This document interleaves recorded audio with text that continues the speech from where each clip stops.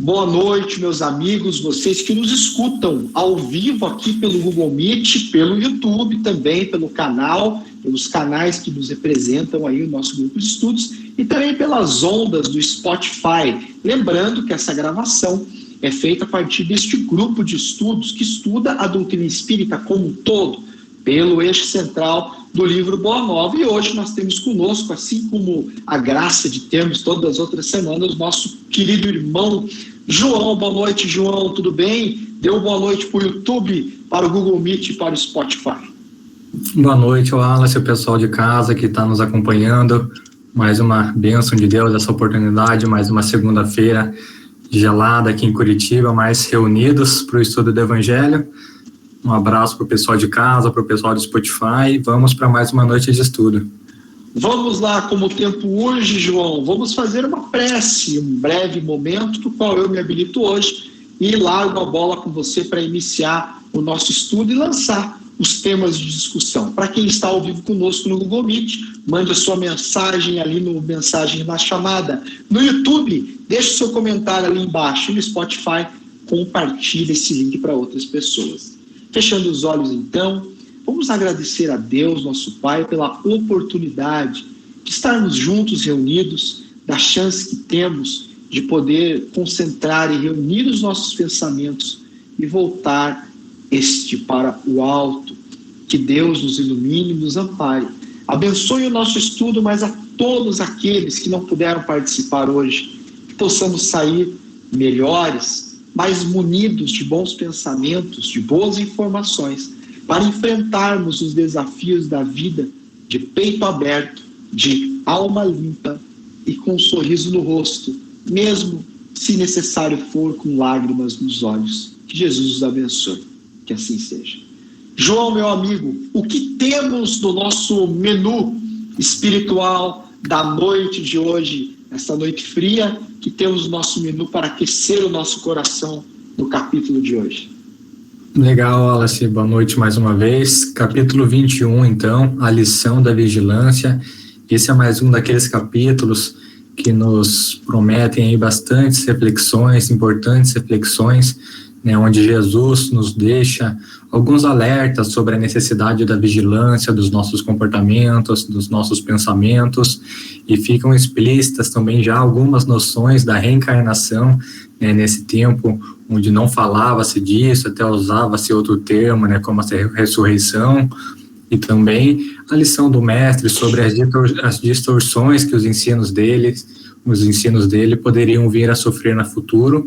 E é mais um daqueles capítulos onde Humberto de Campos nos apresenta magnificamente a personalidade dos discípulos, né? Mais um trecho onde vemos a conversa e o diálogo do mestre com Pedro, ainda em sua incompreensão de alguns termos, em algumas situações do plano divino, mas eu acho que são essas as tônicas desse capítulo, viu, Alice? Sobre a vigilância dos pensamentos, a reencarnação e os ensinamentos do Cristo. Perfeitamente. Eu separei um trecho aqui para a gente partir de um princípio e quebrando o protocolo e a regra, né, João e meus amigos, vamos começar de trás para frente, do último parágrafo, lá no final desse capítulo. Eu separei um trechinho para a gente começar a nossa discussão aqui da noite. E você aí de casa que está ao vivo conosco aqui no Google Meet, na reunião online, pode mandar a sua pergunta, a sua questão, dentro ou fora do nosso tema da noite, para que a gente possa ter mais conteúdo aí para a gente poder discutir, tá bom?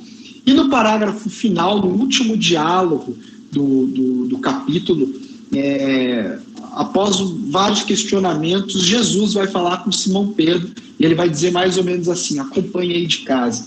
Simão, respondeu o Messias Jesus, bondosamente, ainda não aprendeste toda a extensão da necessidade da vigilância. A criatura na terra precisa aproveitar todas as oportunidades de iluminação interior em sua marcha para Deus. Vigia o teu espírito ao longo do caminho.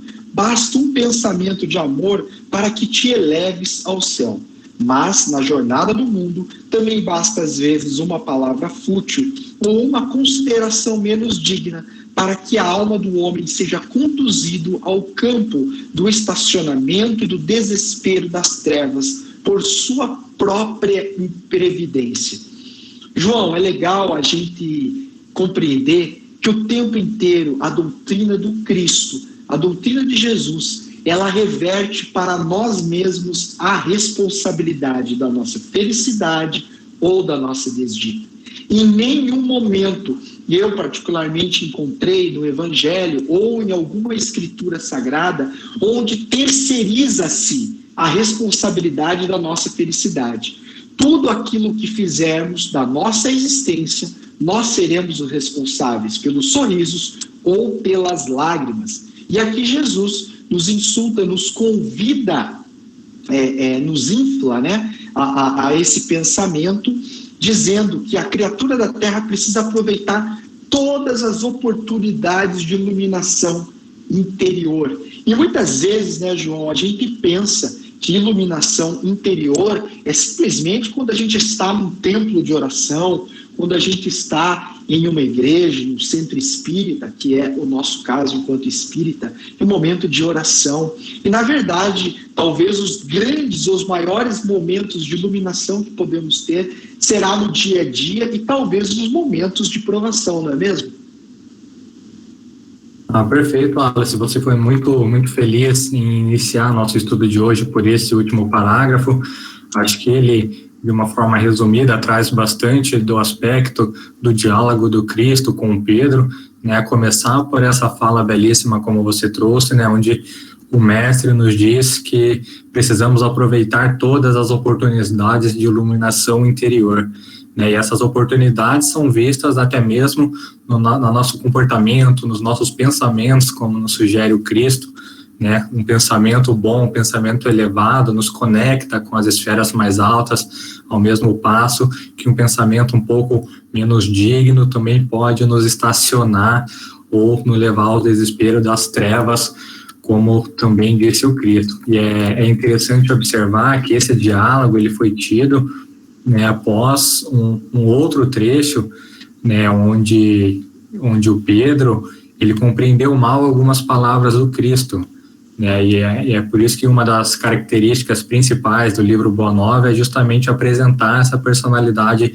dos discípulos, como a gente já conseguiu observar em tantos outros casos, e agora a gente observa aqui também que se repete com Simão Pedro, que ele ainda não conseguia compreender os planos divinos, né, e se hoje nós ainda imitamos a Simão Pedro, né, muitas vezes nos revoltando contra a espiritualidade, contra a providência divina, mesmo com o conhecimento que nós temos hoje, né, Wallace, imagine como era naquela época em que o evangelho ainda estava sendo construído, em que mesmo os discípulos não tinham, né, toda essa compreensão que a gente tem hoje, né. Então foi ali um diálogo onde Pedro não entendeu uma orientação de Jesus, né? Jesus o repreendeu, mas depois trouxe para ele essa explicação dos planos divinos, né, Wallace?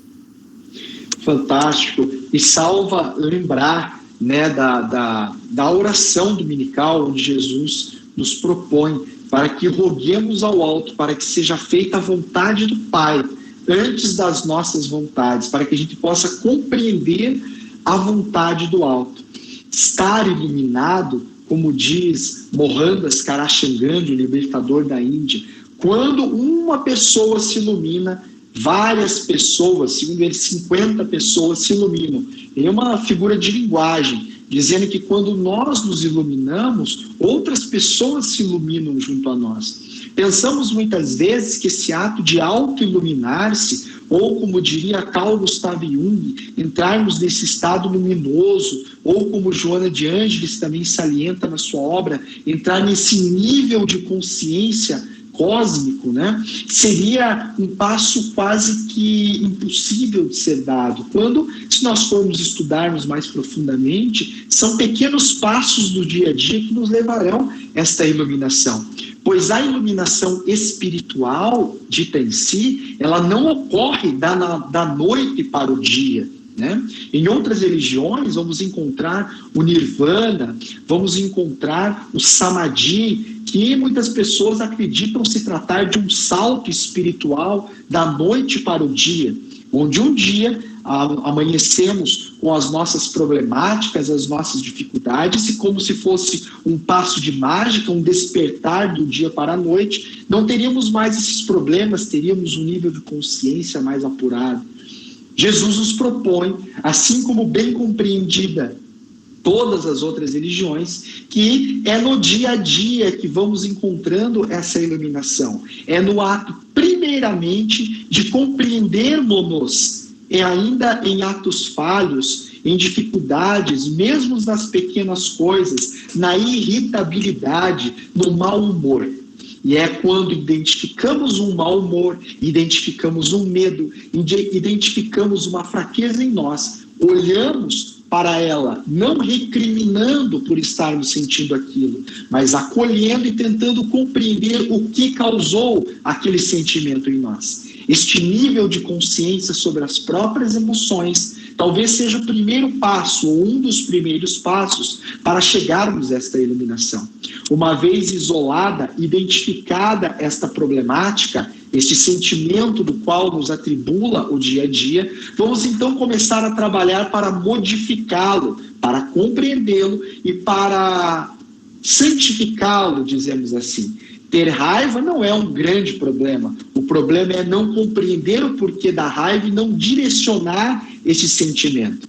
Temos todos nós as nossas fraquezas. Compreendê-las e bem direcioná-las é certamente o caminho para a iluminação. E uma das grandes propostas e das revelações que o Espiritismo nos relembra de religiões passadas é realmente a reencarnação, que é um dos temas falados no texto. A reencarnação, o João pode falar um pouco mais sobre para nós, João? Claro, Alice, perfeito. Vamos lá, só complementando rapidinho a sua fala sobre a iluminação. Acho que um dos pontos mais sublimes e mais interessantes também desse capítulo é justamente a indicação que o Cristo nos faz, que essa possibilidade de iluminação, como você trouxe para a gente, ela é acessível a todo mundo, né? Todos podem tê-la de perto, né?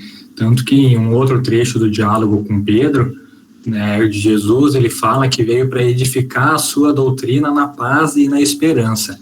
Ou seja, ao dizer que está edificando a sua doutrina na paz e na esperança, o divino amigo ele estava instituindo o evangelho para todos nós temos essa possibilidade, né?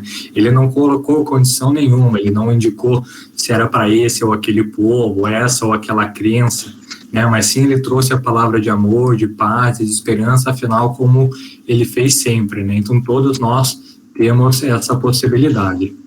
Com relação à encarnação, Alice, é interessante, foi logo no começo desse capítulo, num dos primeiros diálogos ali, foi quando Jesus perguntou, né, que dizem os homens a meu respeito? E fazendo essa pergunta aos discípulos, porque justamente queria saber o que pensavam dele, né? E João responde que alguns achavam que ele era Elias, o Simão Zelote responde que achavam que ele era o João Batista ressuscitado, e Tiago disse que alguns achavam que ele era Jeremias. E por essas afirmações a gente pode compreender claramente o que hoje a gente chama de reencarnação, né? Que na época alguns até se referiam como ressurreição, até porque alguns não compreendiam e Jesus veio apresentar essa nova forma de compreensão, né? Tanto que no diálogo dele, em um outro momento, ele até fala, né, ninguém poderá ver o reino do céu se não nascer de novo. E aqui nessa passagem com os discípulos apresentando ali, a gente pode ver como Simão Zelote disse que ele era o João Batista ressuscitado, né? Ou seja, para que o povo tivesse esse pensamento de julgar o Cristo como tendo sido João Batista, porque acreditava-se de alguma maneira que pudesse retornar à vida, né? O Espírito pudesse tomar um novo corpo, mas ainda não compreendiam a reencarnação como a gente compreende hoje. Então, um dos pontos cruciais desse texto é também compreender, é interessante e importante a gente analisar a questão de simbologia, a questão de linguagem apresentada nessa época, porque muito se dizia, mas nem tudo se compreendia, né, Wallace? Sim, com certeza, e vale a pena lembrar que a reencarnação era algo comum na época no entendimento como um todo, e foi retirada a reencarnação do cristianismo ali longos anos depois, né, onde uma das pessoas que comandavam a religião e a política da época, logo após a vinda de Cristo, foi compreendido, foi retirado a questão da reencarnação, pois este comandante, esse dirigente, tinha como sua esposa uma mulher que viera da prostituição.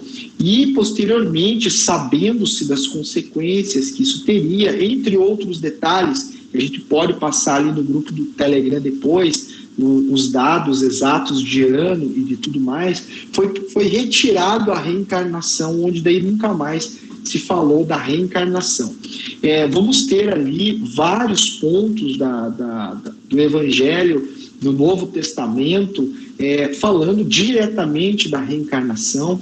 Talvez o principal deles fosse realmente aquele encontro lá no alto do monte, onde a transfiguração do discípulo que perguntou se era Elias ou se eram outros profetas que antecederam Jesus. Então a gente sabia que a reencarnação era algo comum na época, e foi retirado por questões políticas de interesse pessoal, e até hoje não foi mais colocado, mas já é algo intuitivo. Hoje as crianças, mesmo não espíritas, falam de reencarnação, e muitas pessoas que não são espíritas falam de reencarnação até em tom de brincadeira, como algo muito natural. Mas a reencarnação é esta ferramenta de resgate, de reencontro, mas acima de tudo, de novas oportunidades. Não há iluminação sem reencarnação.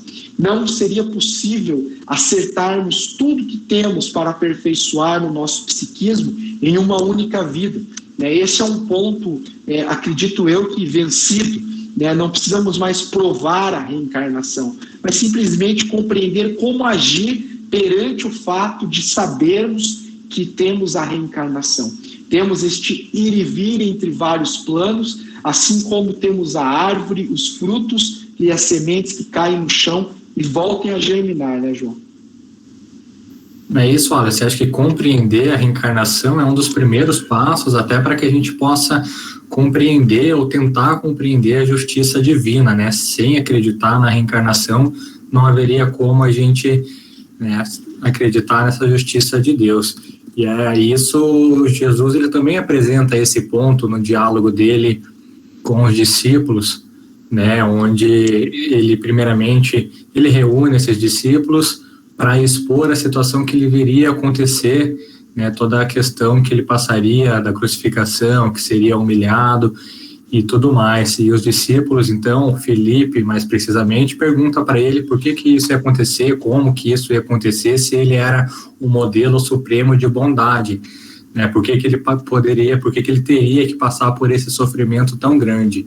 E dentre a resposta que se alonga, uma dos trechos que Jesus responde, ele fala que ele não poderia ter outra vontade senão as que correspondem aos desígnios daquele que enviou, né? Ou seja, além de uma lição de resignação muito grande, que é aceitar os desígnios de Deus, né, Jesus também fala que as dores, na verdade, elas não são não são os males, né, Wallace, como nós ainda enxergamos e às vezes nós lamentamos.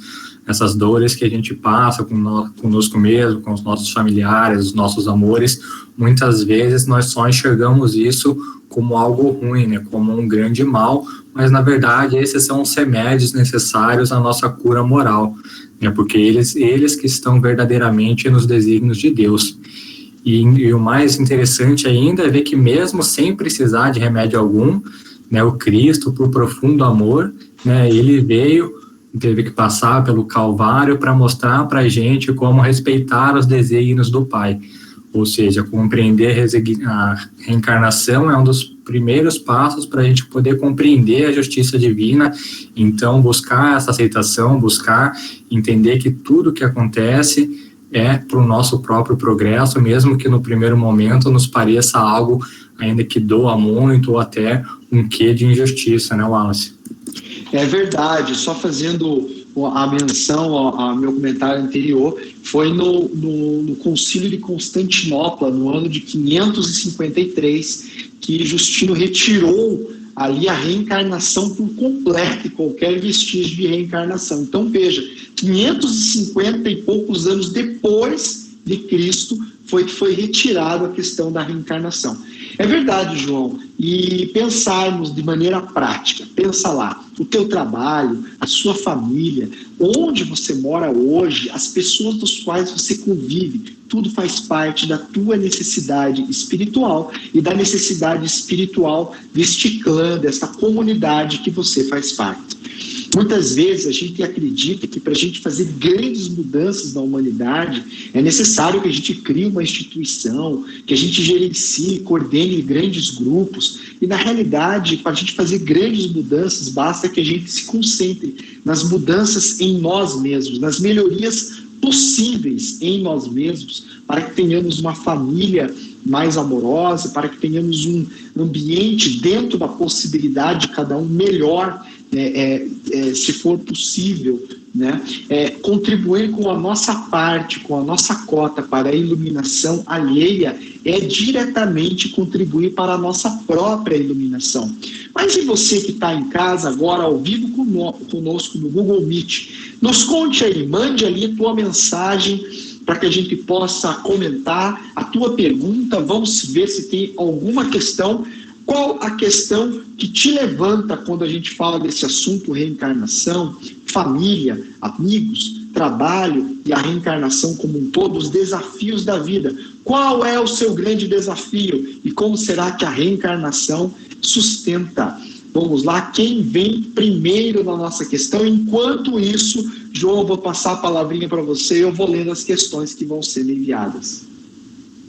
Perfeito, Wallace. Eu vou pegar o teu gancho, então, falando sobre esse processo de modificação que se faz necessário em nós mesmos, né? O Cristo também trouxe isso, por isso que é interessante, né? A gente vai estudando, a gente vai dialogando, a gente vai compreendendo que boa parte ou praticamente tudo do que a gente está trazendo para o nosso estudo, em algum momento a gente vai conseguir identificar também no diálogo do Cristo com os seus discípulos e nas suas passagens. Né, tem um outro trecho que ele fala muito importante, que eu acho que a gente consegue encaixar na tua fala, Wallace, sobre o processo de mudança, que ele fala que é sobre colocarmos em prática tudo aquilo que aprendemos. Né? Ele diz que as palavras dos ensinos somente são justas quando seladas com a plena demonstração dos valores íntimos. Ou seja, é um ponto importante que ele nos traz para colocar em prática tudo aquilo que a gente está aprendendo nos estudos, nas nossas reflexões, né? Ler as obras é importante, refletir, estudar, são sim momentos muito significantes no nosso caminho evolutivo, mas a prática do bem também é o que demonstra uma maior soma desses aprendizados. E durante esses estudos, até lembrei de uma questão, da questão 165 do Livro dos Espíritos, onde Kardec pergunta se o conhecimento do Espiritismo exerce alguma influência na duração mais ou menos longa da perturbação. Ele está se referindo, se depois que a gente desencarnar, se a gente conhecendo o Espiritismo, isso modifica alguma coisa, o tempo em que a gente vai ficar em perturbação após desencarnar, né? E os Espíritos respondem que sim, o conhecimento do Espiritismo tem uma influência muito grande, porque afinal o espírito já compreende a sua situação, né?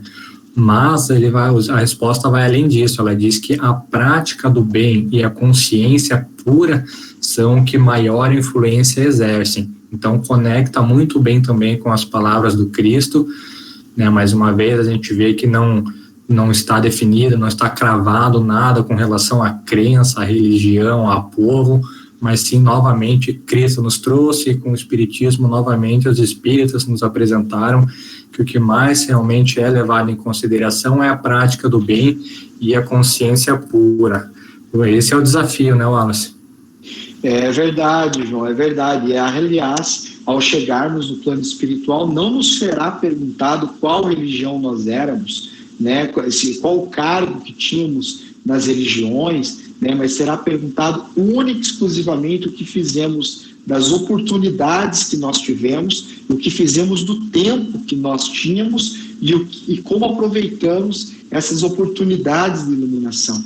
Acreditar que o fato de ter o conhecimento do Espiritismo nos faz espíritos melhores é um grande equívoco, pois o fato de sabermos a doutrina espírita ou termos conhecimento de parte dela não faz de nós conhecedores de sabedoria da doutrina espírita, que seria uma diferença. Conhecimento é aquela informação que conheço, que tenho conhecimento. Sabedoria é o conhecimento que sei por prática e a aplico.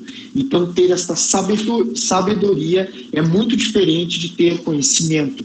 Conhecer não é saber, mas saber nem sempre é necessário conhecer. Vamos olhar aqui uma questão que nos foi enviada pela Leandra que nos colocou aqui.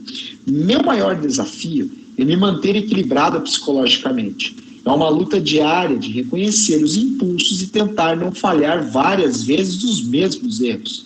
Descobri que ter consciência de algo não é necessariamente evolução, pois fico muito desanimada quando cometo os mesmos erros. Olha que interessante, João, o comentário da nossa amiga que colocou ali. Tenho muita dificuldade de ter um equilíbrio psicológico, de manter psicologicamente equilibrado, né? E te digo, minha amiga, e compartilho aí com os colegas, esse é o maior desafio de todos que estão encarnados na Terra. Alguns com maiores desafios, outros com desafios mais amenos por enquanto, mas o grande desafio nosso é realmente manter um equilíbrio psicológico. Lembrando que essa tríplice aliança, corpo, mente e espírito, formam o nosso psiquismo.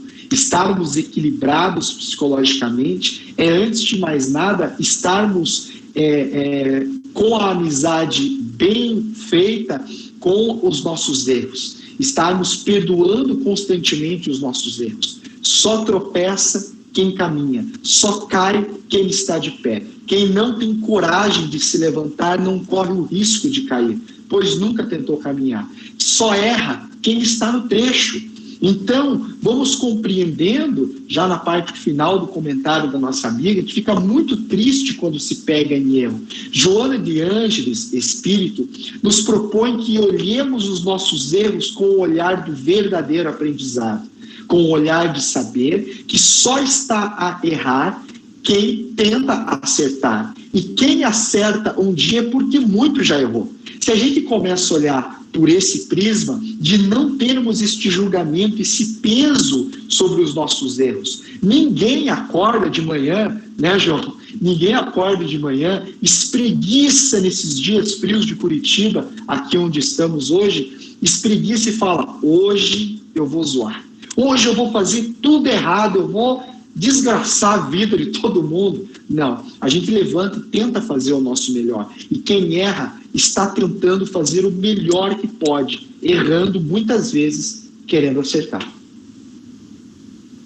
É isso, Wallace. E sem esses erros não teríamos a oportunidade de progredir, de evoluir, né? São justamente esses momentos de dificuldade, às vezes de confusão de pensamento ou de sentimento, que nos fazem refletir de uma maneira diferente do que refletiríamos se estivessem em uma posição confortável, né?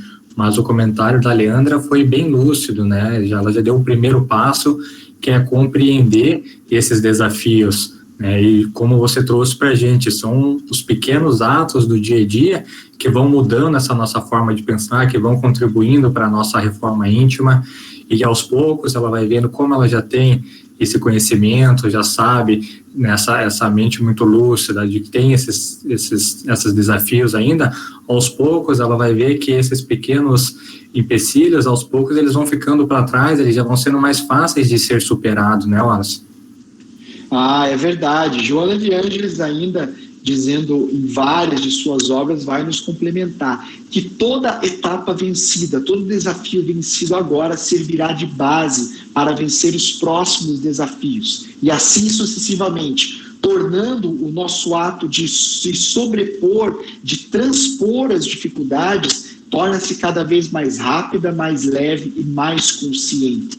Para isso é necessário iniciarmos. Se nós não acordamos num dia bom, é necessário esforço, através da oração, da prática de um exercício, de uma boa alimentação, mantendo a mente, o espírito e o corpo equilibrados, para que possamos voltar ao nosso eixo, melhorando a nossa vibração, entrando em contato com espíritos mais superiores, de melhores vibrações, e na sequência podemos encantar a nós mesmos, nos encantarmos com uma vida mais bela e com mais gratidão pelo mundo, né, João? Eu acho, o orar e vigiar, né? Que cada vez se faz mais importante, principalmente no momento em que a gente está vivendo, né? E o Cristo traz também para a gente, durante as suas reflexões, desse capítulo em especial que a gente está estudando, né? Ele já nos fala, conversando com os discípulos, numa das falas, ele deixa bem claro, né? Não esperereis triunfos que não os teremos sobre a terra de agora, porque o nosso reino não é e nem pode ser ainda deste mundo, mas certamente um dia será, né? E justamente na sequência ainda complementa, falando que todos nós vamos experimentar as angústias dolorosas, ele falando dele mesmo, né? Mas de qualquer maneira, em todas as circunstâncias, ele passando por todas as provações não porque ele não tinha mais o que provar, né? Mas todas as humilhações, todas aquelas situações, ele não desistiria, porque ele ainda teria o amparo daquele que enviou. Eu acho que essa também que pode ser uma das mensagens que ficam aqui hoje, né, Wallace, que apesar das angústias, por mais dolorosas que elas possam parecer, que possamos buscar sempre essa comunhão com o alto, essa confiança, essa resignação, porque a gente nunca vai estar desamparado, né? É verdade, não há quem esteja no mundo que esteja desamparado. Por mais escura e intensa que seja a noite, como diz o ditado, o sol sempre volta a brilhar. A lembrar de Natanael ben Elias, o paralítico de Cafarnaum, quando encontrou o Cristo, e o Cristo o chamou pelo próprio nome, e ele, espantado, foi que ali se encontrava, face a face com o Cristo. E a emblemática frase, ó mestres, tu me conheces de onde? E Jesus responde, eu te conheço desde os primeiros dias, chorava ao teu lado sem perceber-se a minha presença. As lágrimas, mesmo nas noites sem luar escuras, estava eu ao teu lado a te chamar. Jamais estamos sozinhos. Deus jamais desampara os seus filhos. Nós nos conectamos ao alto. Não há chamado que fique sem resposta. Vamos ler mais um comentário da nossa amiga Cleusa. Eu gostaria de saber se meu filho foi meu desafeto em outra vida, porque ele é muito difícil de se lidar. Responde e sempre tem razão.